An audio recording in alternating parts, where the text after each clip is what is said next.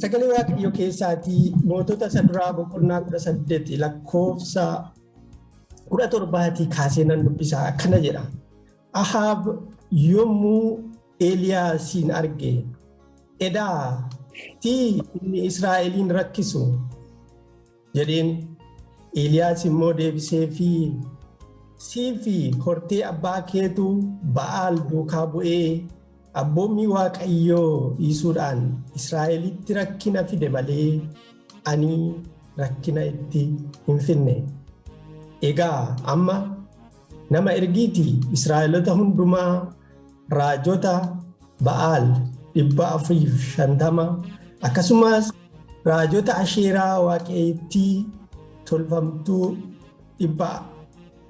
400 warra maaddii Ezaabeel irraa nyaatan sana tulluu Qarmeelewoos irratti walitti anaaf qabi jedhe.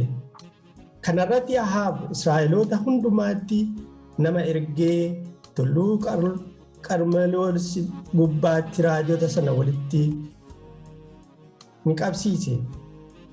Eeliyaas yommus namoota sana hundumaa duratti ba'ee hamma yoomiitti yaadni keessan wallaalamii ta'ee ta'a.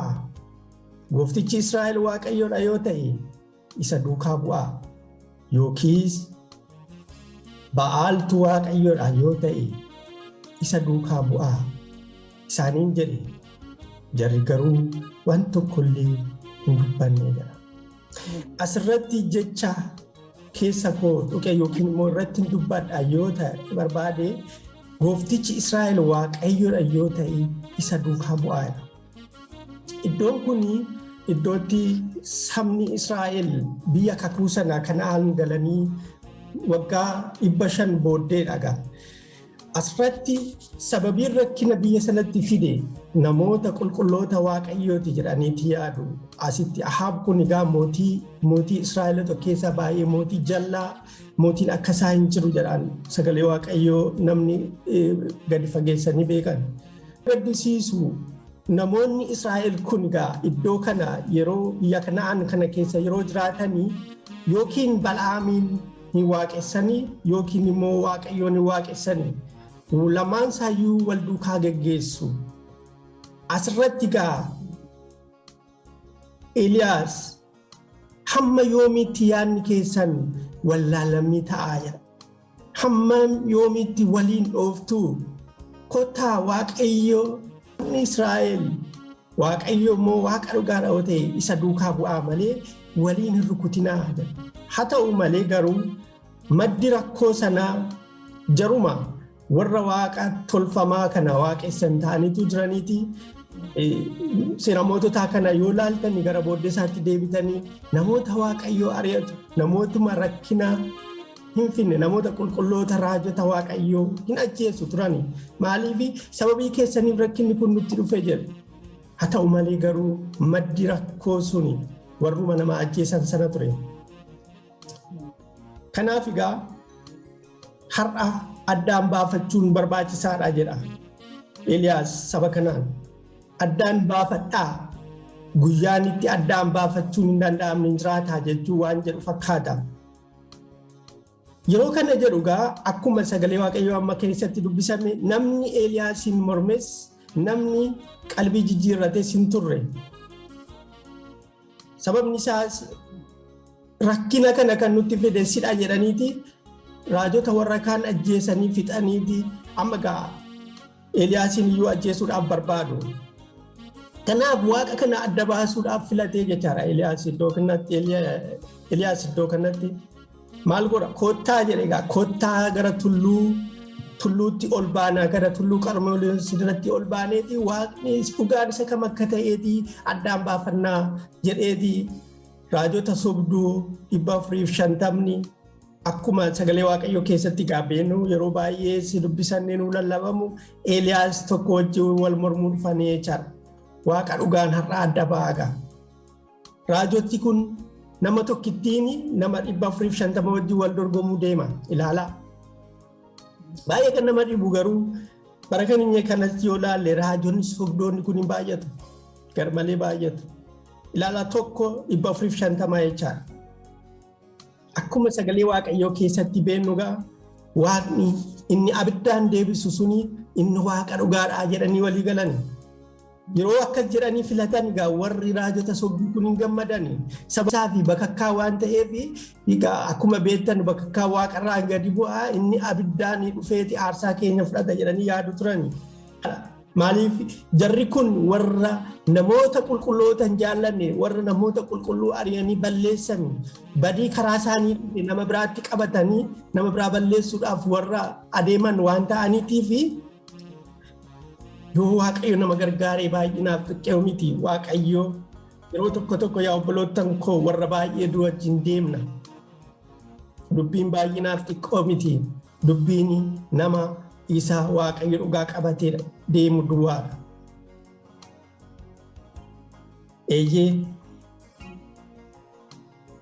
Jarri hundinuu kana yommuu argan adda isaaniitiin gombifamanii sagalee guddaadhaan gooftichi kun Waaqayyoodha, gooftichi kun Waaqayyoodha jedhanii dhumarratti iddii abiddi ba'ee aarsaa Eliyaasiin simateen ansaanii gaayaa iyyanii dadhabanitti mariisanii keessisaa baay'ee gadi lixu baay'ee dubbisuu hin feene hundumti keenya iyyuu hin beekna ergaan koo isa kana waan ta'eef Waaqayyo abiddaan deebisee jira. Amma Waaqayyo inni dhugaan adda ba'eera. Waaqayyo adda ba'eera. Haa ta'u malee garuu ammayyuu fudhachuu hin dandeenye jarri sun. Yeroo sana yeroo taa'ee ilaalu yeroo sana waaqolii akka sagalee Waaqayyoo kana amma dubbisan kanarratti yoo ilaallu waaqolii sadiidha. Isaanii garuu waaqni tolfamaan meeqadha laata? Lakkoofneef ibsuu hin dandeenyu obboloota. Waaqa tolfamaa jechuun jireenya namootaa keessatti iddoo guddaa kan qabate jechuudha. Jireenya ilmaan namaa keessatti iddoo guddaa qabachuu kan danda'u yookiin kan qabaachuu qabu Waaqayyo duwwaadha obboloota. Har'a lakkoofsan qabu waaqni tolfamaan. Hammuma waaqni tolfamaan kun baay'atu gidiraaf dhiphinni sin baay'ata jechaadha biyya lafaarratti. Sababni isaas waaqni tolfamaan furmaata laachuu hin danda'u waan ta'eef.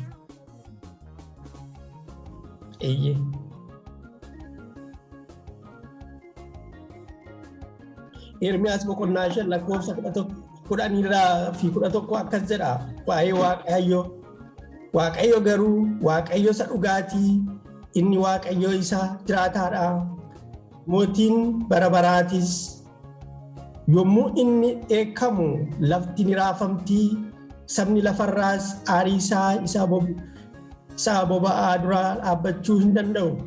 Kanaaf Waaqayyooliin warri bantiiwwan Waaqaa fi lafaa hin uumin kun Waaqa jalaa lafarraa ni badu jedhii isaanitti hime. Har'a namni Waaqa isaa godhatee kana deemu Waaqa isa Waaqaaf lafa uume tun ta'in Waaqa tolfamaa Waaqa badudha. Inni kun immoo biyyatti abaarsa fida jecha. Waaqayyo nu haa gargaaru. Isa kana gaa Eliyaas gooftichi Israa'el Waaqayyoodha yoo ta'e isa duukaa bu'aa. Waaqayyo Israa'el Waaqayyo inni dhugaan amma addaan yoo baafattanii isa duukaa deemtan sinii wayyaa. Waliin rukutuun waliin makaan kun humaa naman fayyadu. Iddii Waaqayyo gara mana isaatti nu waamee iddii gooftaan keenya Yesuus Kiristoos fannoo qaraaniyoo irratti ol ba'ee abbaa isaa wajjin walitti nu araarsee anaafis duuteetta jennee itti kooluu gallee hammam Waaqa isa dhugaa kana duwwaa hammam akka deemnu kunii fi duwwaa Waaqayyo duwwaatu beeka obboloota. Yeroo tokko Waaqa tolfamaa yeroo jennu akkuma jara kanaa gombifamnee sagaduu fi dhiisuu maluu dandeenya. Haa ta'u malee garuu wanti jireenya keenya keessatti iddoo olaanaa qabate Waaqayyoo bira darbee inni Waaqa tolfamaadha. Nu gargaaruu hin danda'u jechaadha. Dhumni keenyas abdii hin qabu.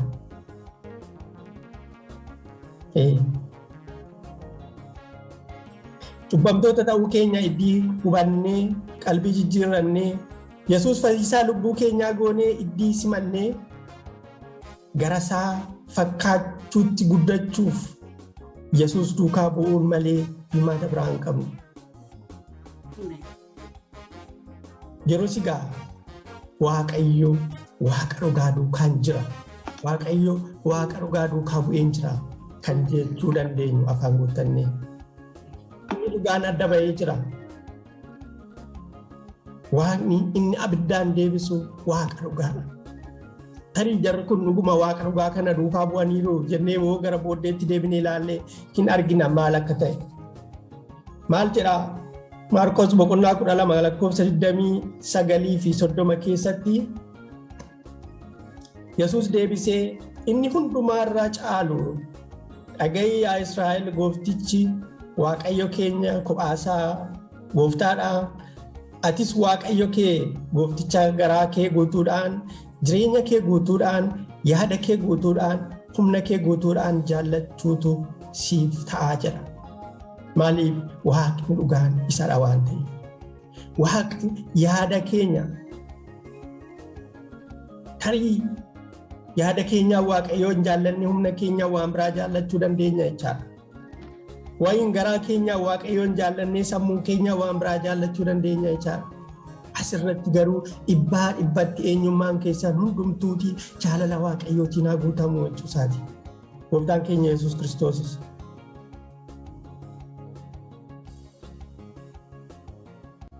Mootota isa duraa boqonnaa 19 irratti yeroo dhufnee ilaallu mootii amma gaa Ahaab inni sila raajota sobdoota sana tulluu Qarmaaliyoos irratti walitti qabee Waaqayyoon dhugaan maal akka ta'e iddii adda baay'ee booddee amma immoo gabaasuu deemaa jechaadha. Maaliif maaddii Izaabeel irraatii nyaatu turanii warri raajonni sobdoonni kun. Har'as biyya lafaa kanarratti maaddota mootummaarraa nyaatanii hojii sobaatiin namoota kan fixan jiru biyya lafaarra.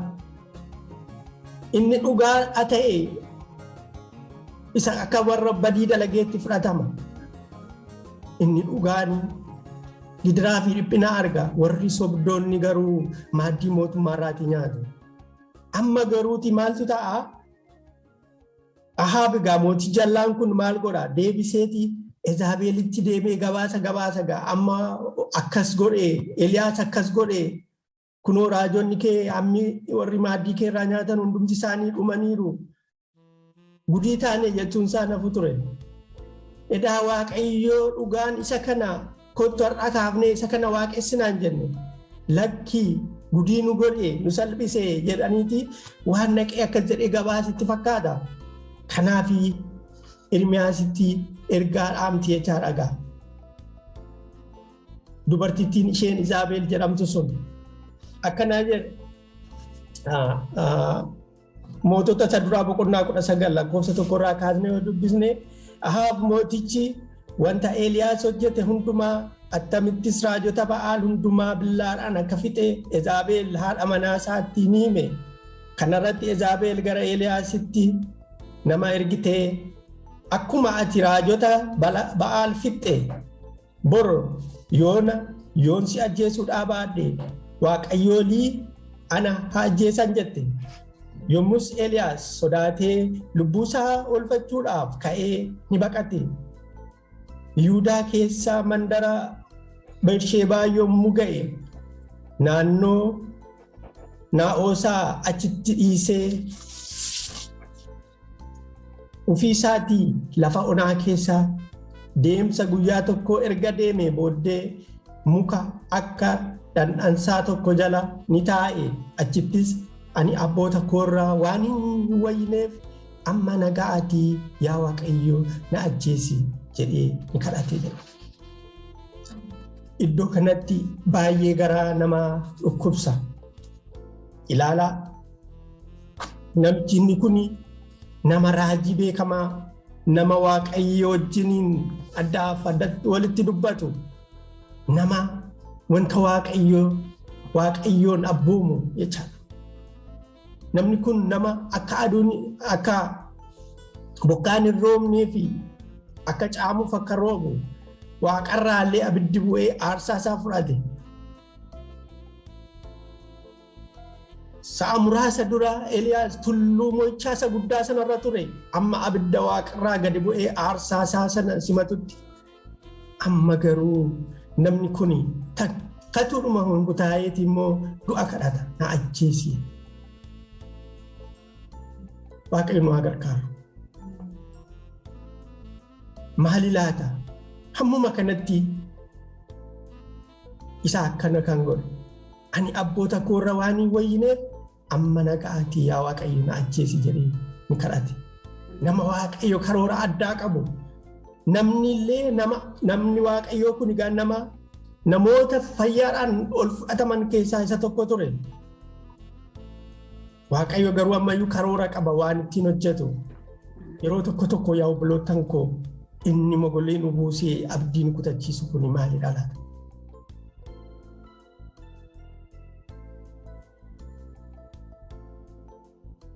Humna Waaqayyoo irraa hirkachuu dhaabee laata? Dinqii kaleessa nuuf godhee fi nuun godhee irraanfannaa laata? Humnaaf jabina keenya irratti hirkachuu eegallaa laata? Yookiin immoo kophaa keenya waan hundumaa furmaata kennina jennee halkanii fi guyyaa boqonnaa malee amaaneeti humni keenya nu keessaa dhumeeti laata? Warri kun hammuma tasaatti ijji keenya Waaqayyo irraa akka kaasnu gochuu danda'u. Namni gaafa hubannaaf ogummaa isaatti hirkachuu jalqabu, namni gaafa Waaqayyo isa kaleessa isa gargaareetti hirkatee bowwaa keessaa bahee sana irraanfatu, yookiin immoo humnuma Waaqayyoo jabaa ta'uusaa yerootti dagatamu jiraata. Yeroo sana namni abdii kutateetii du'a kadhachuu danda'a.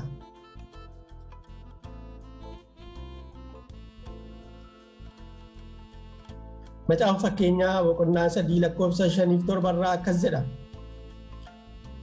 Garaa kee guutuu Waaqayyoo nama nadhu, hubannaa ofii keetiin hirkatin, karaa kee hundumaa isa yaadi, innis daandii keessiif ni qajeelcha. Ani ogummaa qaba ofiin hin jedhin, Waaqayyoon sodaadhu. Waan hundumaattis wanta hamaattis fagaadhu jedha. Waaqayyo nu haa gargaaru. Eeyyee. Yaa obboloottan koo, obboleettiin koo sila kadhachaa turte miti keen yeroo haalli nu mijatus, yeroo haalli nu mijachuu baatus Waaqayyo gooftaa keenya. Ameen. Gooftaan keenya Yesuus Kiristoos isinis deebi'uu barbaaduu laata na biraa jedha miti? Warra duukaa buutota sana baay'een isaanii biraa dacha'an. Sababni isaas namni Yesuus duukaa bu'u hundumtuu namoota jireenya bara baraa barbaadu miti. Baay'een isaanii namootuma faayidaa biyya lafaa kana barbaadu, yookiin dhukkubarraa fayyuuf, yookiin nyaatanii quufuuf, yookiin isinis deemuu barbaaduu jennaan maal jedhe Phexros? Eessa dhaqna si dhiisnee dubbiin jireenyaa osii harka jiraa.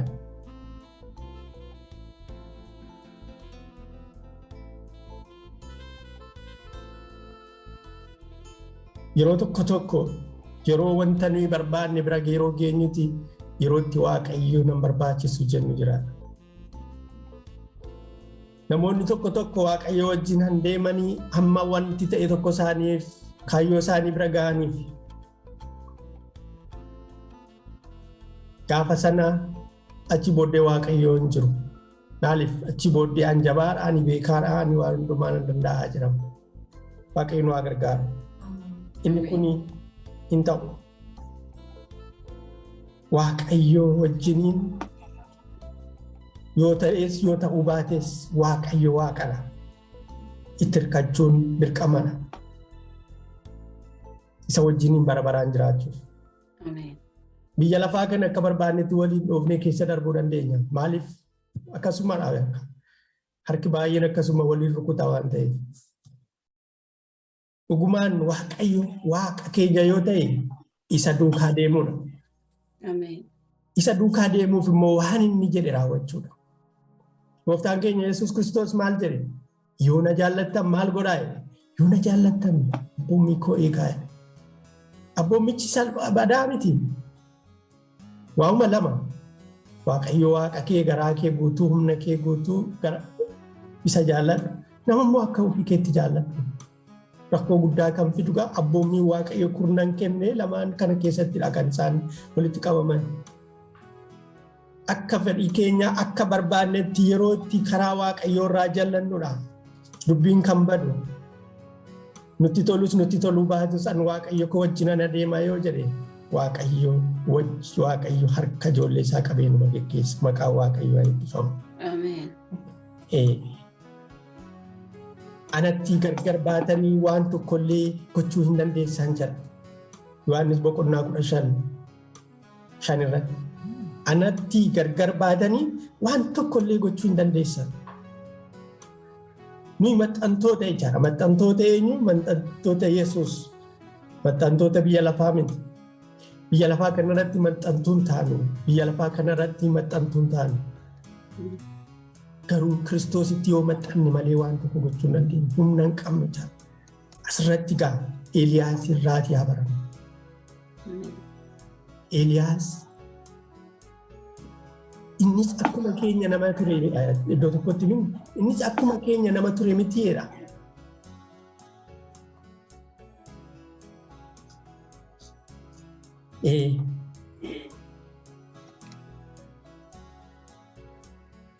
Yeroo itti baqaatu sana gaa Waaqayyo Eeliyaasiin calqedeen ilaalle sokki gaa hin jenneen Waaqayyo hin ceephaanis kan namatti dhufu. Kaleessa akkas hin turre miti. Kaleessa nama jabaan turre miti. Maaliif kufte? Maaliif akkas taate? Maaf abdii kutatte hin jenne badaa. Sababa isaa beeka waan ta'eef maal akkas isa godhe.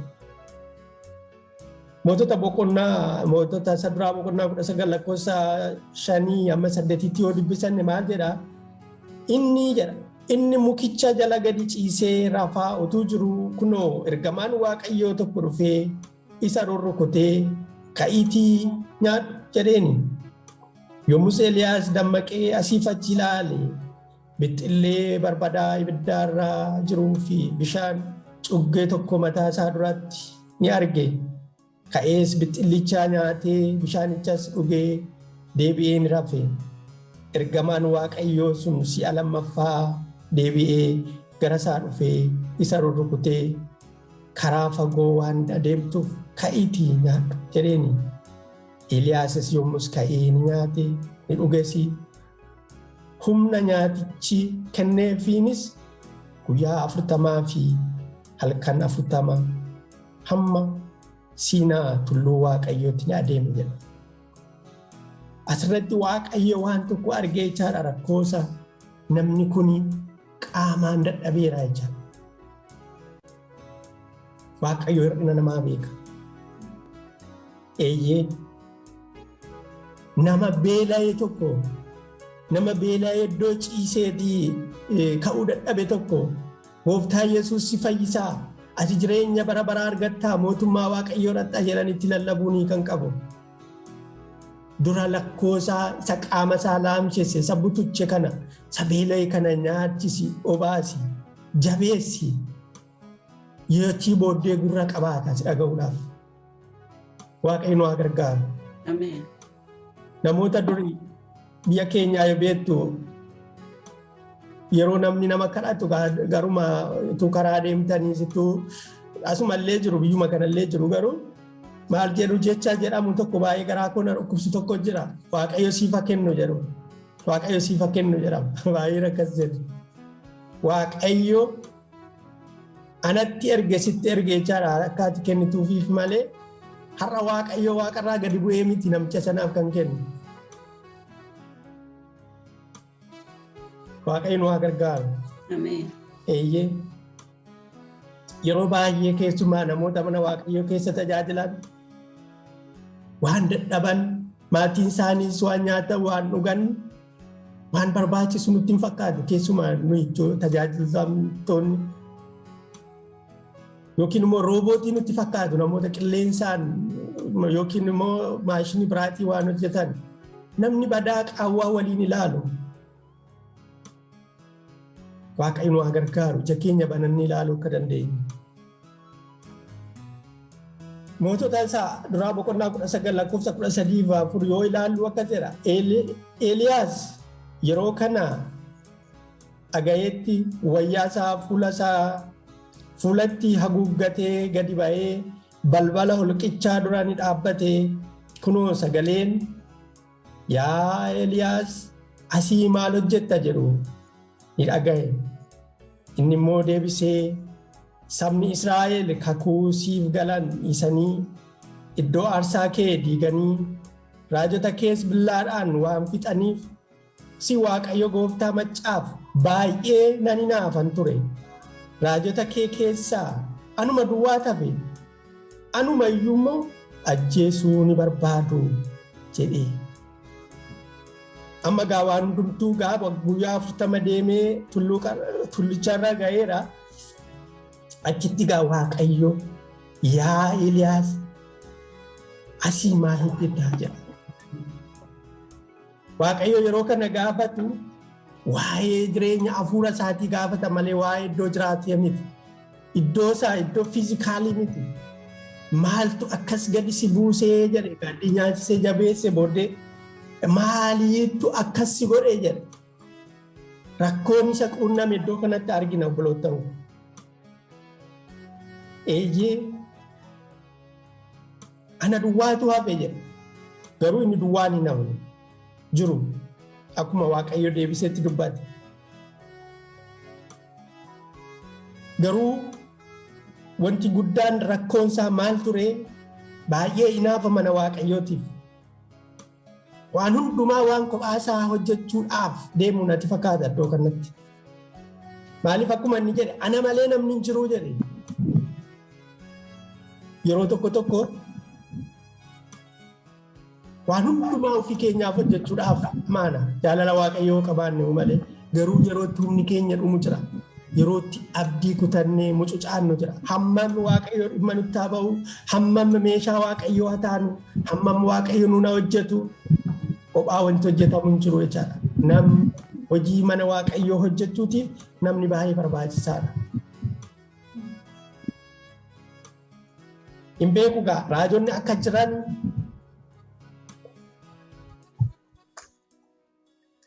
warrumti fakkeenyaaf Obdiyaan raajota 100 akka hambisee ni himata. Mootota isa duraa boqonnaa 18 lakkoofsa 13 kaasnee yoo dubbisne Eeliyaasumatti himeera.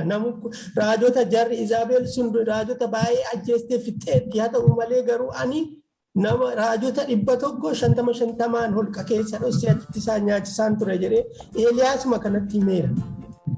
Amma garuu anuma duwwaadha jedha Eeliyaas iddoo kanatti. Waaqayyo yeroo deebiseetti dubbatu akkuma isin beektanii ani asumaayyuutii 7,000 qaba jedha.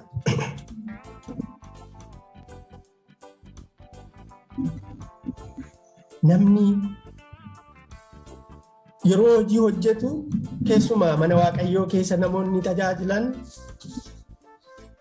boqonnaa hin fudhatan taanaan yookiin immoo itti gaafatamummaa nama biraatiif hin hiran taanaan dhaqanii yerootti humni isaanii dhume mana Waaqayyoo keessaa dhiibamanii ba'aman yookiin immoo akkuma Eeliyaas kana du'a kadhatan jiraachuu danda'a. Waaqayyo nu gargaaru. Waaqayyo akkuma jedheeni saba Israa'el keessaa jilba isaaniitiin jilbeenfatanii Ba'aaliif kan hin saganne afaan isaaniitiin kan isa hin dhungatiin namoota 7,000 guutuun hambifadheera jedhe Waaqayyo.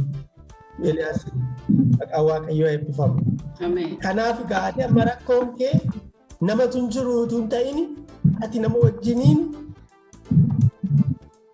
wartaanii gaa hin beekne ta'uu danda'a. Isaa Waaqayyotu beeka asirratti nuuf hin barreeffamne achii booddee dhagaa Waaqayyooti nama akka Elsaa'iin kaaseef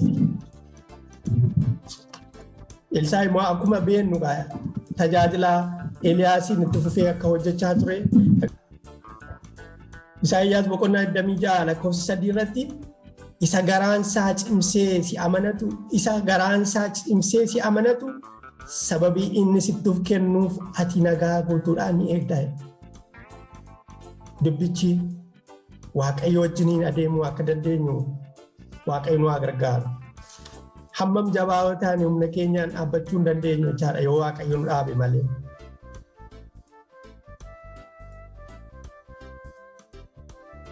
Furmaata argatee jechaadha. Amma isaan kophaa kooti jedhu Waaqayyo Elsaa'i kennee fi achi booddee asuma walumaa galatti maal nutti agarsiisa sagalee Waaqayyoo kuni hojii mana Waaqayyoo kophaa hojjetamuu akka hin dandeenye namni akka nama barbaachisu hammam Waaqayyoo namaan hojjeteyyuu garuu namni boqochuu barbaachisa. Namni boqonnaa barbaachisa. Namni boqonnaa malee hojii Waaqayyoo even boqonnaan jedha ijoollee Waaqayyoo boqonnaani waaqeffannaadha jedha. Kanaaf mitire Waaqayyoo guyyaa 6 hojjetee guyyaa 7ffaa irratti kan boqote namni boqochuu qaba. Yoo boqochuu baate humna barbaachisa tajaajiluudhaaf waan hundumaa gochuuti jaallachuuf Waaqayyumaan jaallachuuf humna nama barbaachisa obboleessa Waaqayyo nu gargaaru.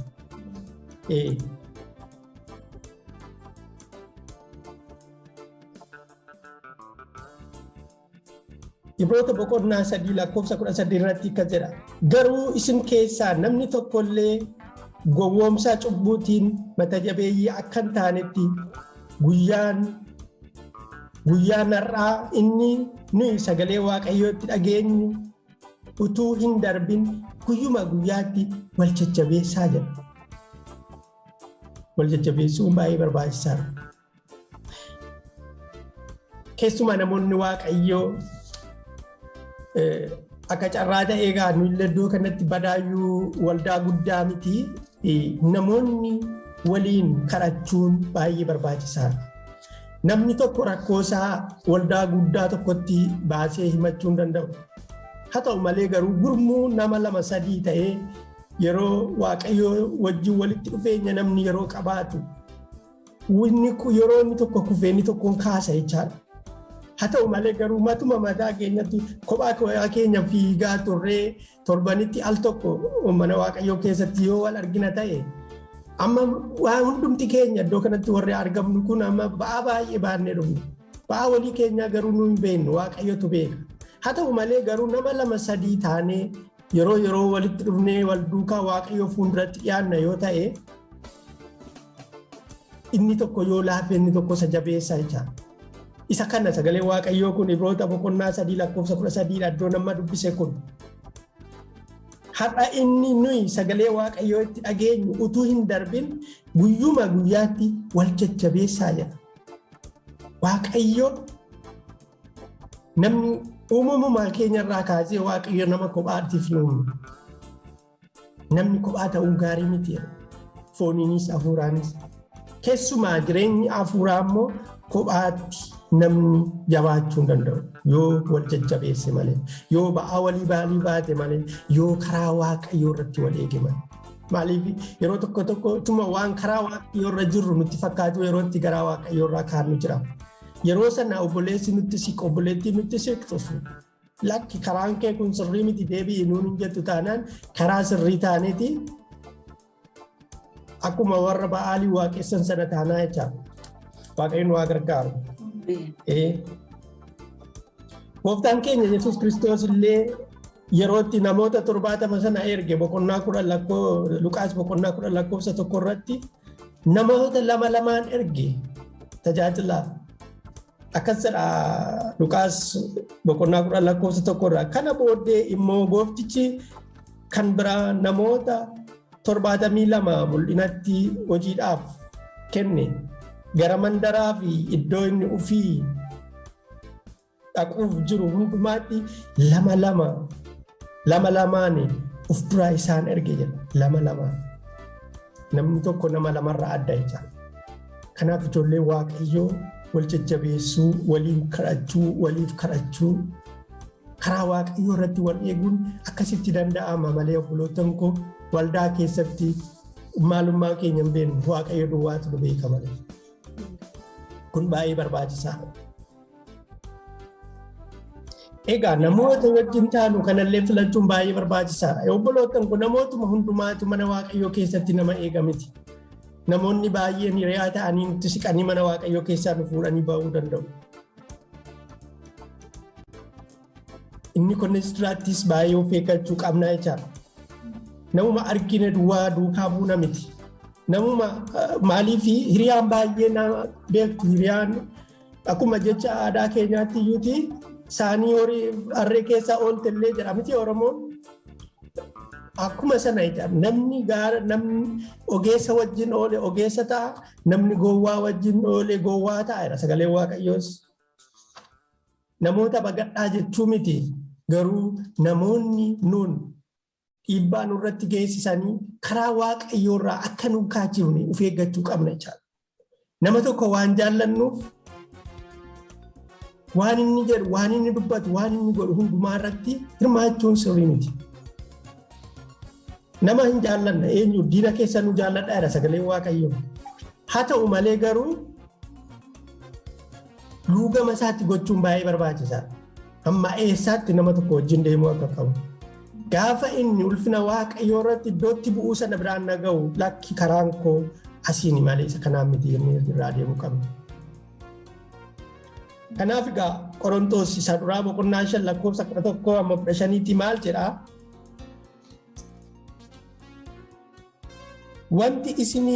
Wanti ani isiniif caafedha Phaawulos warra Qorontoosiif barreessa asirratti boqonnaa isa duraa Qorontoos isa duraa boqonnaa 5 lakkoofsa 11-15 wanti ani isiniif caafe ani amaneera jedhee nama halalummaatti jiraatu yookiis nama sassatu yookiis nama waaqayyo tolfamaaf sagadu yookiis nama machaa'u yookiis nama saamu wajjin walitti hin dhiyaatina.